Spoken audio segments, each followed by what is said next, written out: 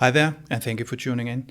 Here to the left, I have my beloved Nikon D700 with my even more beloved 180mm vintage lens, and at the bottom here I have the original Nikon battery pack called MB-D10.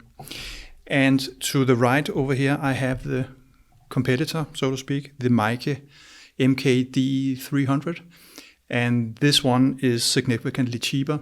I think you have to check the prices on eBay. This is October 2020, but I think roughly you can say that a used one here of the original is at roughly the same price point as a brand new one from Meike. But I want to show you the differences between these two, and I want to also, spoiler alert, I will argue why I think you should go for the original if you have the ambition to get a battery pack for your camera.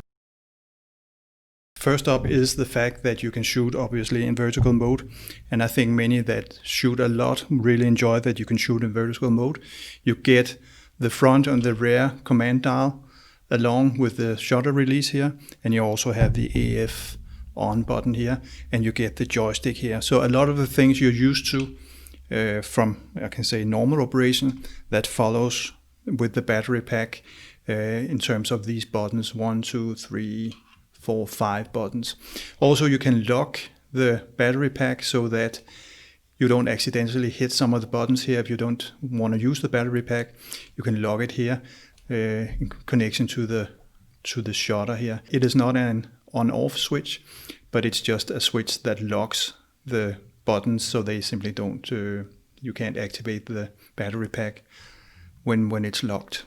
The second advantage of having your battery pack is that you double the battery capacity. You have both the battery here in the battery pack, and then you maintain your original battery. A slight disadvantage here is that you need to take off the battery pack in order to get access to the battery in the camera when you have to charge this one. So that's a little bit annoying. But otherwise, it's a big benefit that you have the double battery capacity. You also increase the weight, of course. This combination here that you see with this lens is 2.4 kilos, so it's not exactly lightweight. So if you're a weight weenie, I don't think a battery pack is for you. But I think if you own a D700, then you're not a weight weenie anyway. So maybe that is not so important. A third benefit of the battery pack is that you get increased continuous shooting, so you can shoot around 7 to 8 frames per second. But there is a little caveat, and that is that you have to have the right batteries. Here I have the EN-EL3E, and that will not increase the frames per second. You have to buy the EN-EL4A, I believe it's called, to get to that level of power so that it increases the frames per second. And for that you also need to have a separate charger, and you need to have a little extra plastic thing here so that the battery fits into the battery pack. So a few additional investments in order to reach that level. In case you don't want to invest in all the things I just described, there is an alternative to this battery holder, and that is this one, where you mount a range of AA batteries, actually 8 of them, so it's quite a lot. Of course, these can also be rechargeable, but it is a lot of batteries to mount in one go. But if you do so, then you will reach the notorious 7 or 8 frames per second. And if I just start out in continuous low mode, where I think I configure it to 5 frames per second, listen how that sounds. But if I then change it continuous high, you can see that's a very, very different game. So that's a clearly advantage also of using the battery grip. If you need the speed, for instance, you're shooting wildlife, sports, whatever, then the battery grip will increase the frames per second to around 7 or 8 frames per second. So taking a look at these two next to each other, you can see that the Meike here to the right and the Nikon to the left, the Meike is 200 grams, whereas the Nikon is 250 grams. And that you immediately notice when you pick them up. The Meike feels a little bit more plasticky, and that is supported by the fact that when you then start working with the grip, the mica feels very, should I say, flimsy or plasticky. There's a lot of noise, and the contacts are very noisy in general, whereas the Nikon is much more quiet.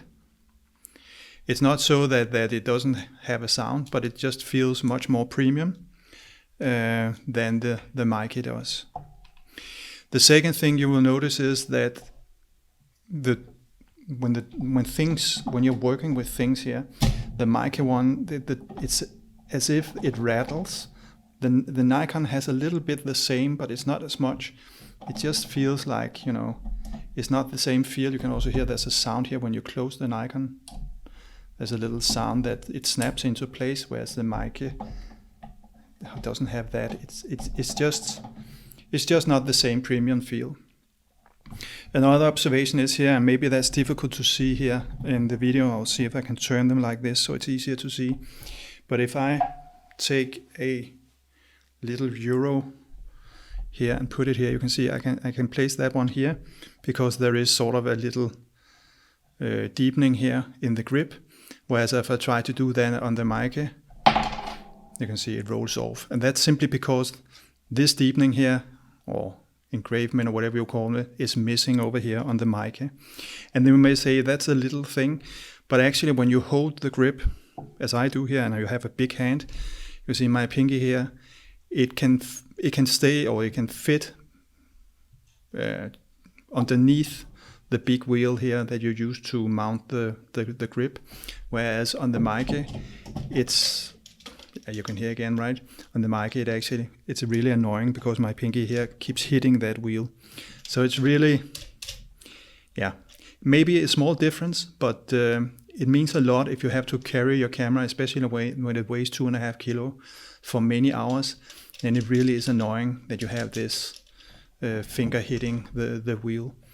Another thing you will notice is that if you look at the line here, the top line, there it's straight on the mica, whereas it's curved on the Nikon.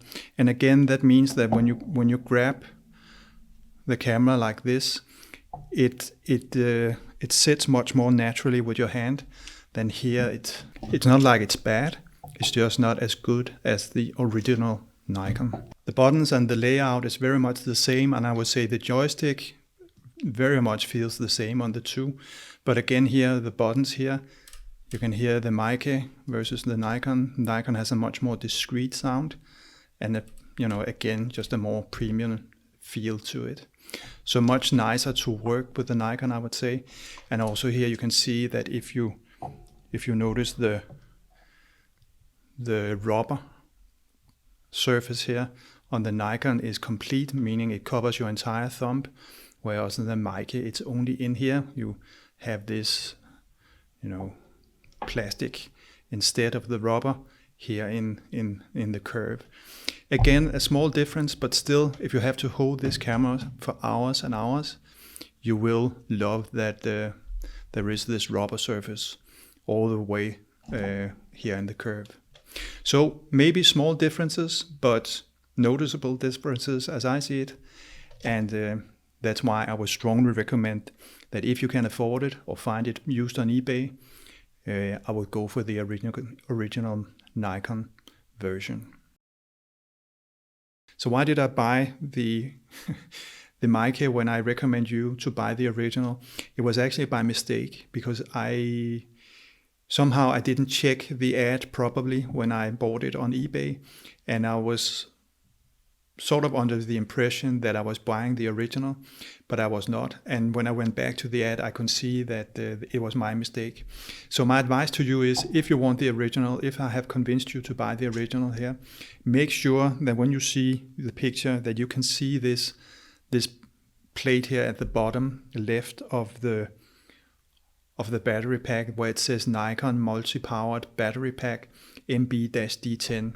That's very, very important. Also, if there is a picture of the battery holder, you can see here, it also says Nikon MS-D10EN.